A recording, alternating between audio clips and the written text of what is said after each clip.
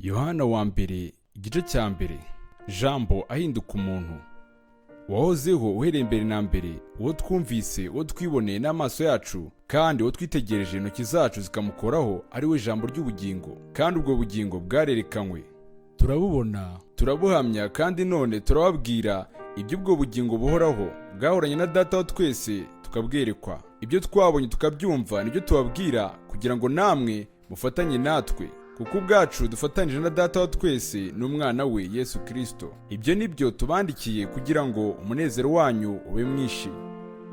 Utagendera mu mucyo w'Imana nta sano afitanye nayo.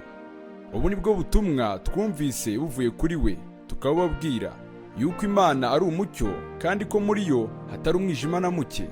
Nituvuga yuko dufatanyije nayo tukagendera mu mwijima, tuba tubeshye tudakurikiza ukuri. Ariko rero iyo tugendeye mu mucyo nk'uko nayo iri mu mucyo, tuba dufatanyije ubwacu, kandi amaraso ya Yesu umwana wayo atwezaho ibyaha byose, kwatura ibyaha byacu no kubibabarirwa. Nituvuga yuko ari nta cyaha dufite, tuba twishutse, ukuri kuba kutari muri twe. Ariko nitwatura ibyaha byacu, niyo yo kwizerwa, kandi ikiranukira kutubabarira ibyaha byacu no kutwezaho gukiranirwa kwose. Nituvuga yuko ari nta cyaha twakoze, tuba tuyise umunyabinyoma, kandi n'ijambo ryayo ntiriba riri muri twe.